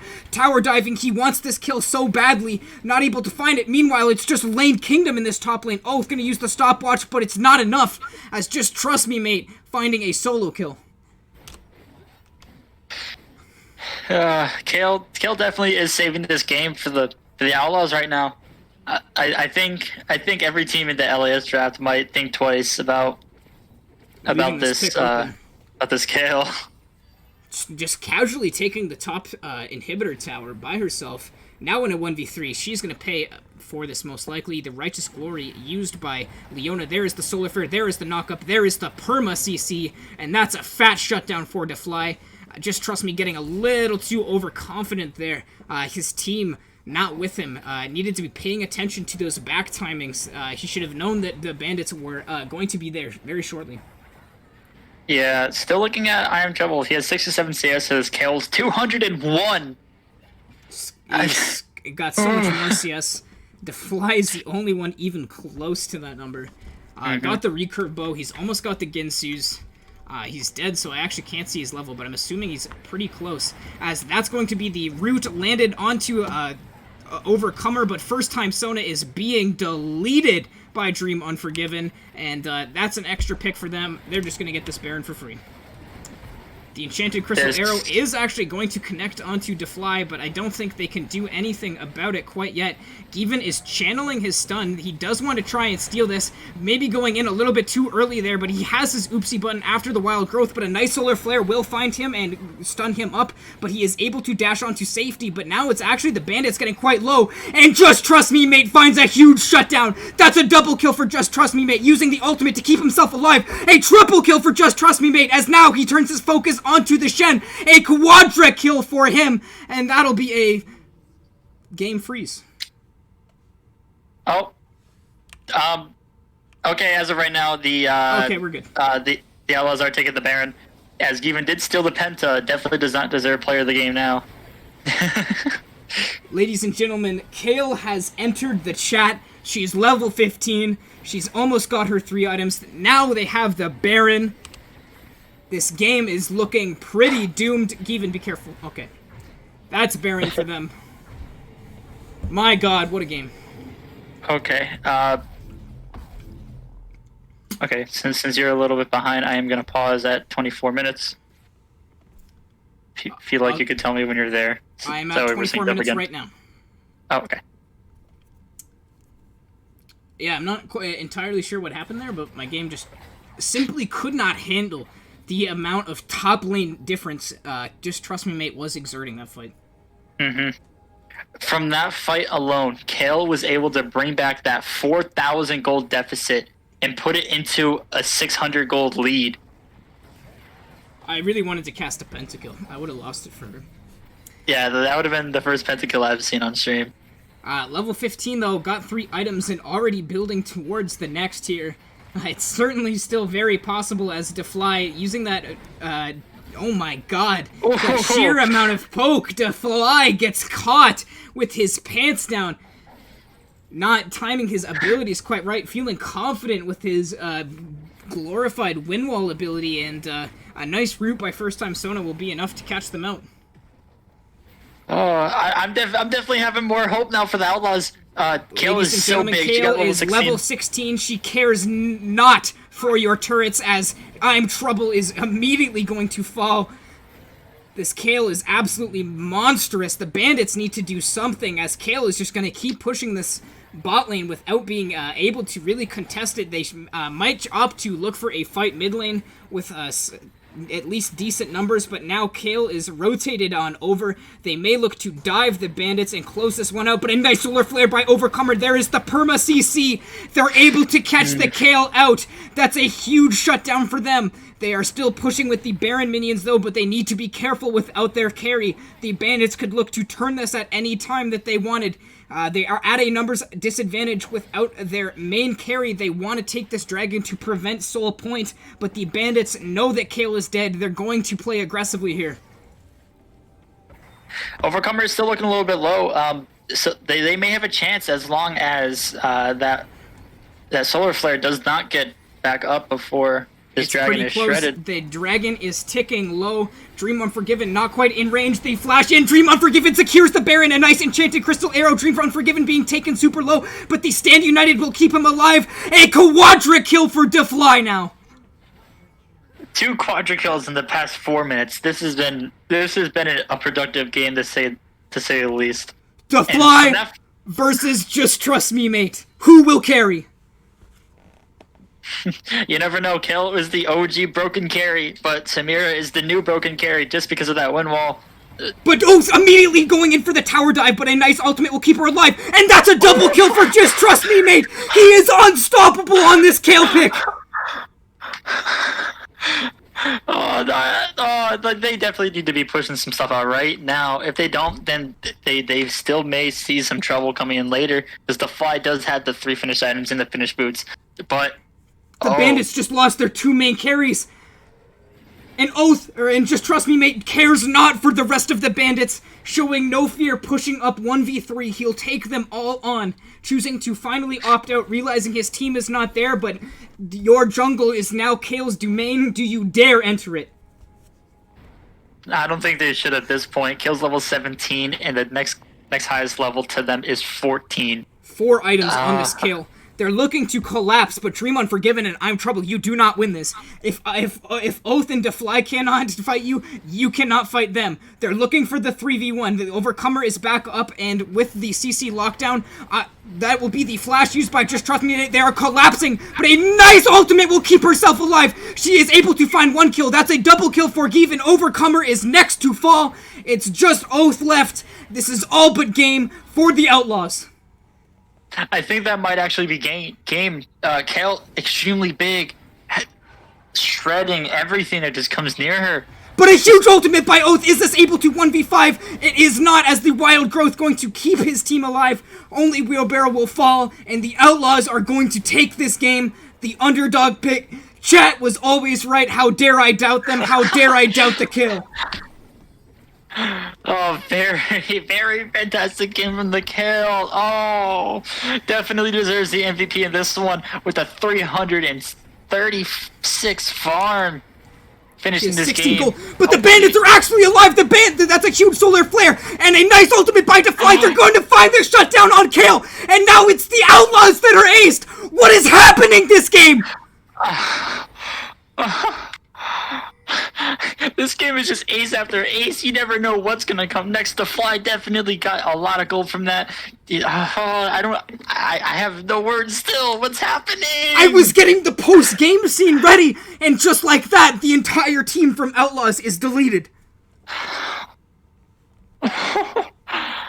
Outlaws still have a very big shot at winning this game, though. They did take out both of the Nexus turrets and have an inhibitor down, so the top wave is going to be perma-pushing no matter what. Just trust me, mate. Had the ultimate available. Oh, he got perma-CC'd. Very unfortunate. If they can find the CC lock onto Kale, they can still win. It doesn't matter if the Nexus is open. It just takes one well-played fight. And it's going to be the Bandits here, first to set up vision and rotate over to this Baron. But it's the Death Timers coming back here for the Outlaws. This team fight will all but decide the game, ladies and gentlemen. Do you believe in magic?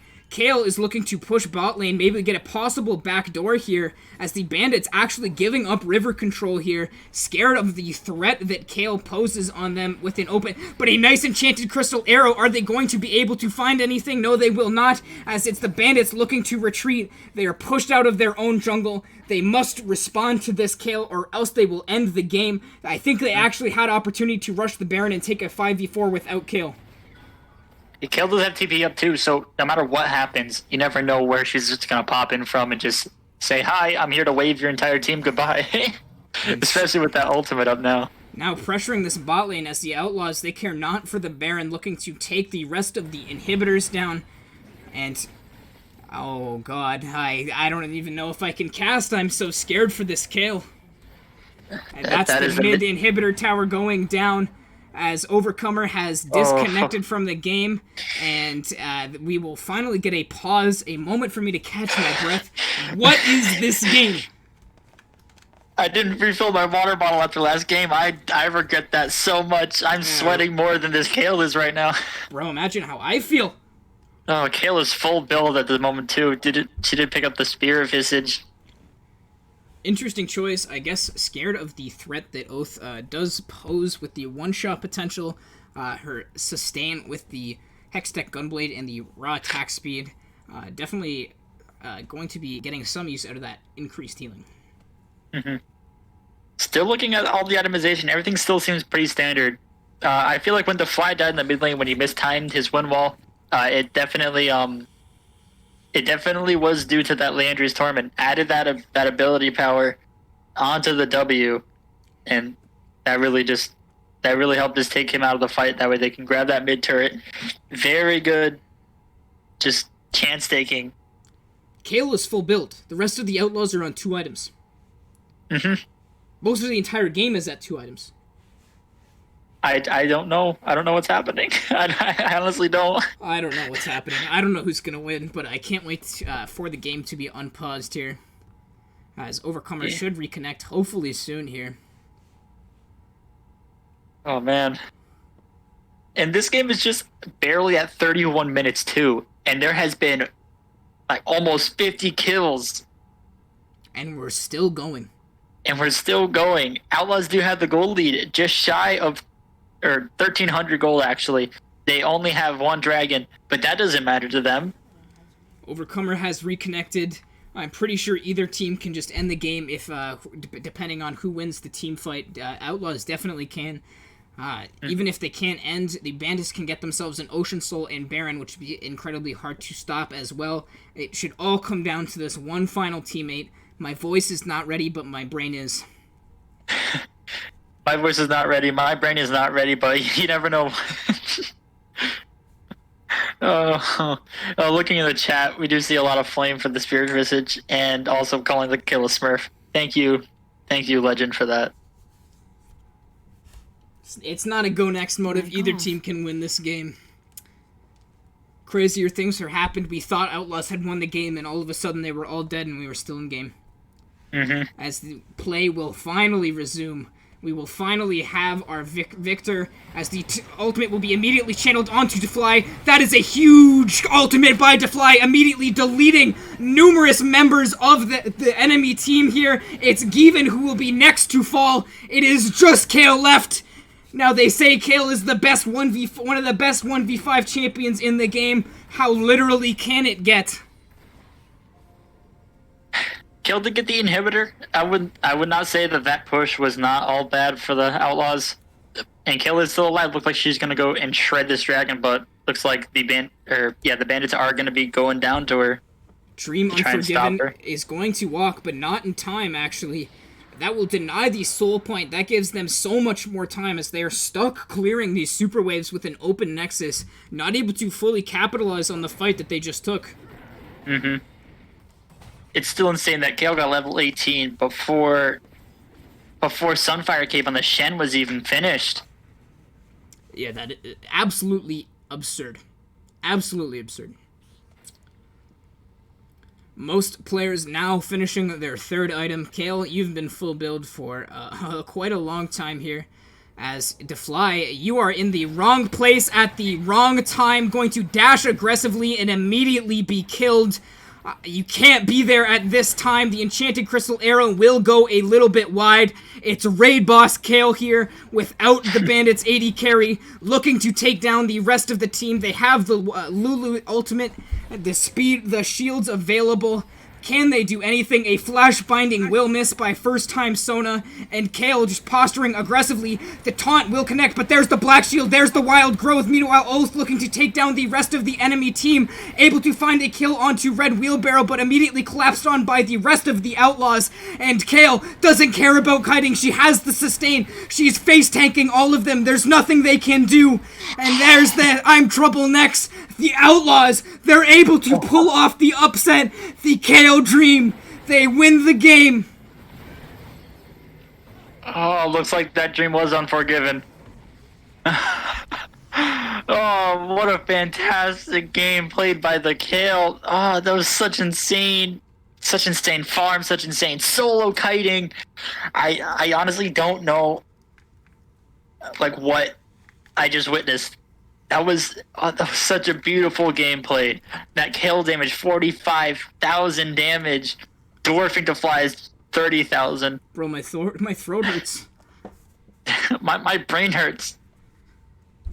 Oh my god, Kale, what was that? Oh.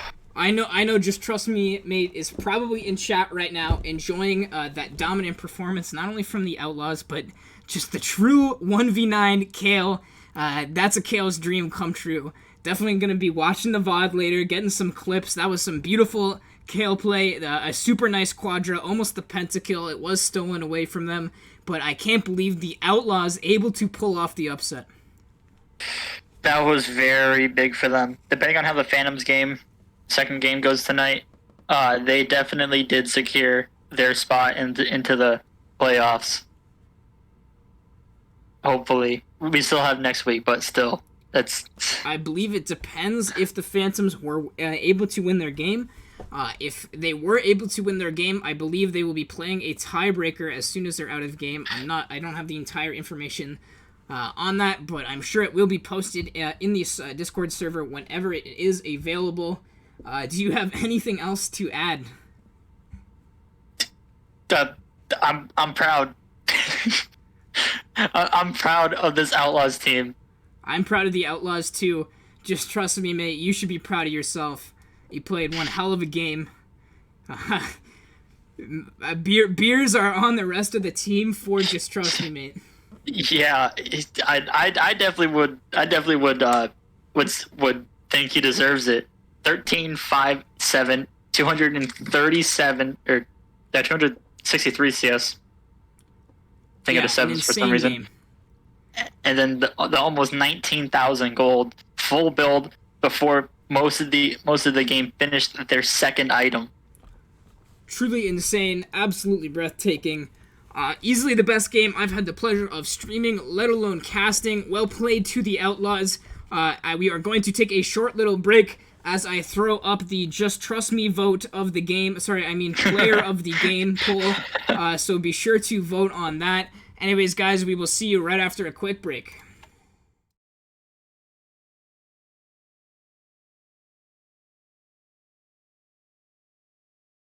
Cause you can't stop it from shining through. It's true, baby, let the light shine through. If you believe it's true, baby, won't you let the light shine through. For you, for you, for you, for you, for you, for you, for you, for you.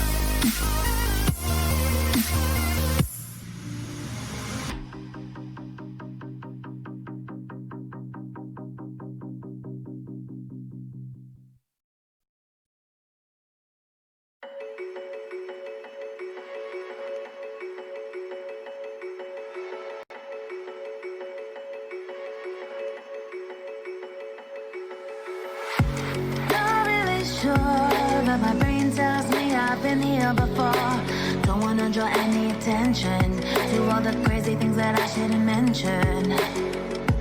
Not really sure, but it feels like my feet are glued to the floor. Don't wanna open up my mouth.